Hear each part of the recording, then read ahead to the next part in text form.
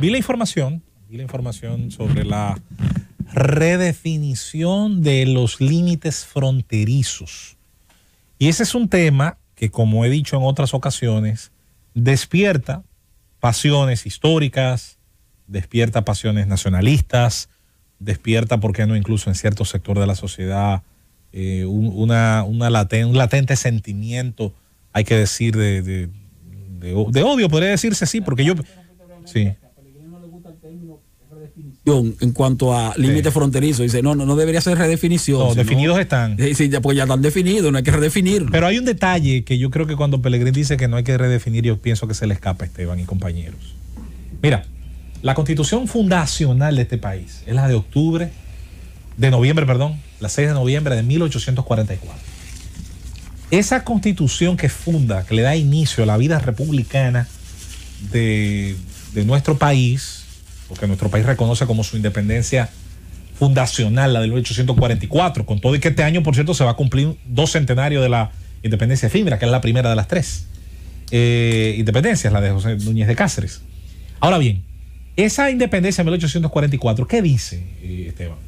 Que los límites con la parte occidental de la isla están definidos en el Tratado de Aranjuez, que se llevó a cabo entre las potencias, entre las metrópolis coloniales de Francia y de España.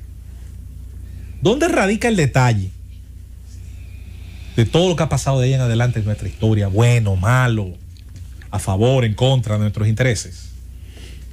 Que 2 personajes para mí funestos de nuestra historia, no es que no tengan aciertos, es que sus males fueron tantos que para mí diluyen sus aciertos. Horacio Vázquez, que yo no sé por qué carajo ha pasado con buena fama a la historia. Me hago esa pregunta cada vez que hablan del señor Vázquez.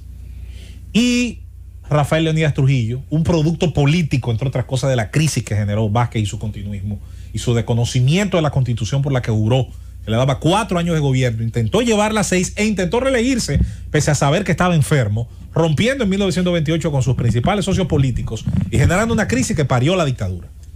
La cosa hay que decirla como son. Ese es un personaje funesto, ese es un político típico de lo malo que ha ocurrido en nuestra nación. Esos 2 señores, que mucha gente aquí, sobre todo al último, lo tiene por patriota y nacionalista porque hizo una masacre, como si eso lo llenara de gloria, le cedieron graciosamente al país vecino un área entre 8.000 y 10.000 kilómetros cuadrados. El antiguo Valle de la Miel, el Valle del Artibonito y la antigua región dominicana de La Hincha. La Hincha, sí, es donde nació, entre otros, Pedro Santana.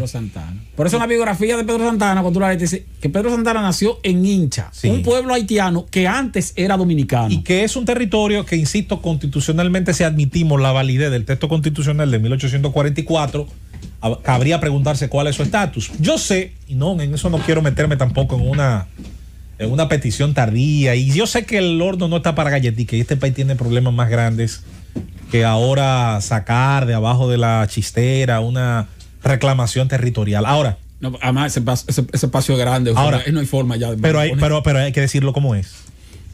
Horacio Vázquez y Trujillo dieron lo que no era suyo, sí, sin ningún tipo de regulación constitucional. Además del segundo de esos 2 señores, que mira, no voy a decir el calificativo que yo suelo usar cuando hablo de ellos, para respetar, porque al final no dejan de ser figuras históricas.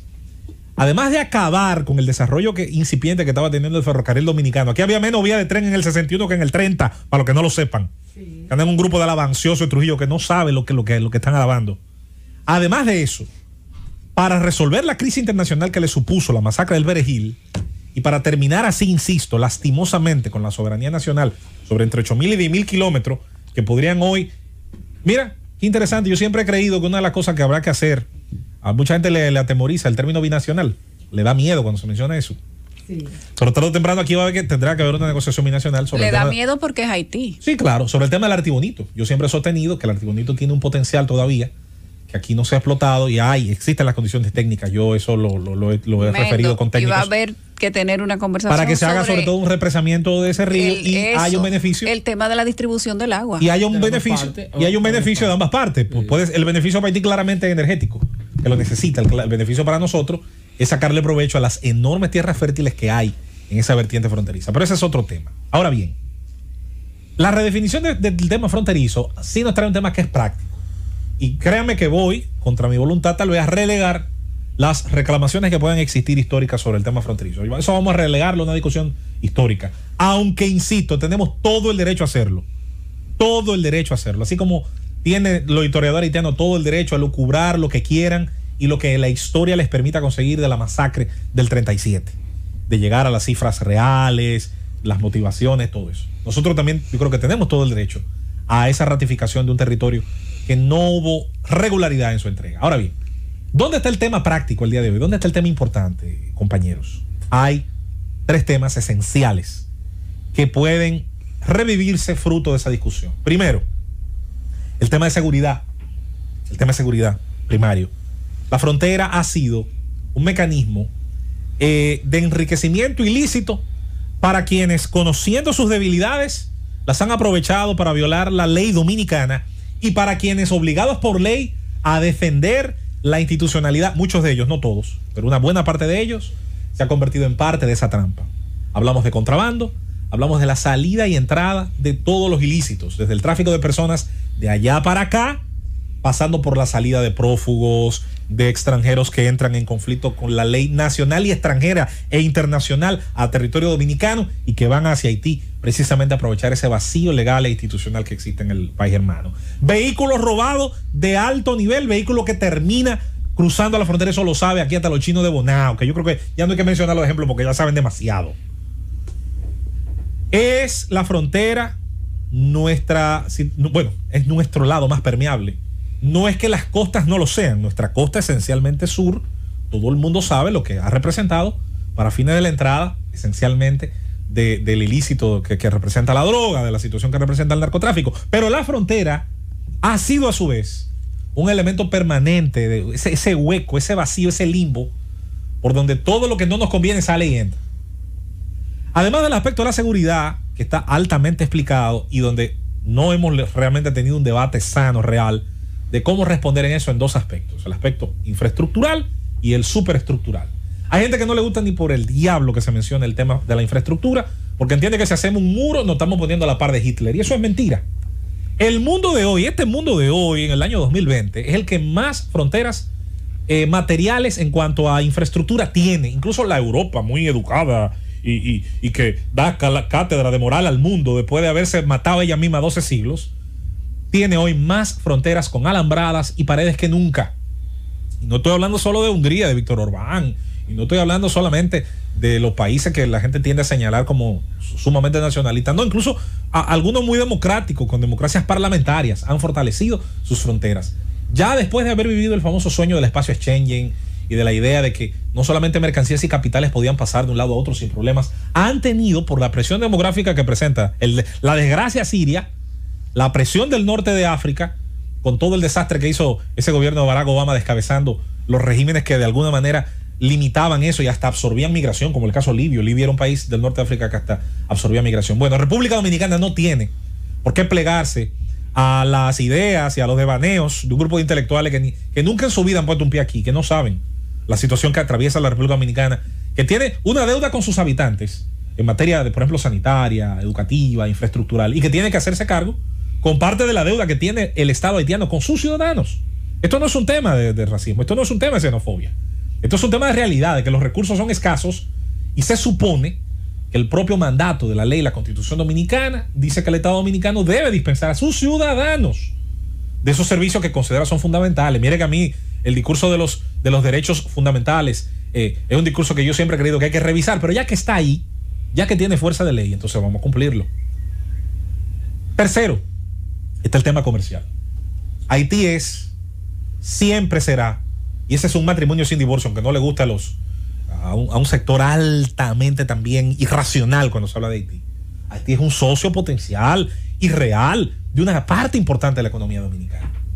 Y eso puede llevarse a un mejor nivel retomando las tareas que se iniciaron en 1979, que yo he citado aquí varias veces, y que fueron interrumpidas por el paso del huracán David, de los famosos espacios de libre comercio que se propusieron cuando gobernaba don Antonio Guzmán y estaba del otro lado el psicópata el hijo del otro, Baby Doc. Baby Doc, sí. Cuando coincidían esos gobiernos, se iniciaran unas conversaciones para generar unos espacios de libre comercio que ayudaran, entre otras cosas, a ser más rápido, más ágil y a darle carácter de legalidad a lo que tenía ya carácter fáctico, que era el intercambio. Muchas veces sin las medidas fitosanitarias del lugar, muchas veces quizás no dentro de las condiciones que debe darse el intercambio económico entre dos países. Incluso al propio Haití hasta le convendría volver a retomar ese tipo de conversaciones. De manera que esa discusión, redefinición de espacio fronterizo, hay un tema de seguridad que no podemos seguir oponiendo por hacernos los políticamente correctos y porque hay un sector que cree que si en la frontera se levanta un blog, ya nosotros estamos a la par, estamos moralmente, somos tan condenables como Adolfo Hitler, y no es así, no lo es. El mismo derecho que tiene Haití a decir que no van a ingresar productos dominicanos de ciertas categorías en su territorio, lo tiene la República Dominicana, decidir también cómo entran mercancías, capitales y personas a su territorio. Y eso, dicho sea de paso, si se tiene que con eso poner en regla ciertos intereses de este lado, que se pongan. Yo he sido toda la vida defensor de que todas las leyes se cumplan, incluyendo las migratorias y de trabajo. Que si tienen un texto relacionado a la obra, a mano de obra dominicana, o lo derogamos para ponernos a tono con la realidad, o lo cumplimos con el costo que eso tenga. Las leyes hay que decidir qué vamos a hacer con ellas, porque o no la tragamos y va a ser difícil atragantársela en el esófago, o tenemos que partirla en pedacitos, tenemos ahora con el tenedor y el cuchillo para poder deglutirla. De manera que qué bueno que este tema se retoma. Yo pienso que es un momento para discutirlo de manera racional, sin caer en la trampa que tenemos 30, 40 años de dos extremos, un extremo que quiere mañana pelear la batalla del 19 de marzo otra vez y un extremo que entiende que no se puede hacer nada que proteja los intereses dominicanos si eso lastima las santas sensibilidades de ciertos grupos que no pueden ver afectado en ese proceso intereses ajenos a los de la nación. Yo creo que es justo que tengamos nueva vez un tema relacionado a la frontera, porque la frontera no es donde un país termina, es donde empieza. Es ahí donde comienza a reflejarse el Estado de Derecho, de desarrollo institucional y sobre todo los intereses de una nación.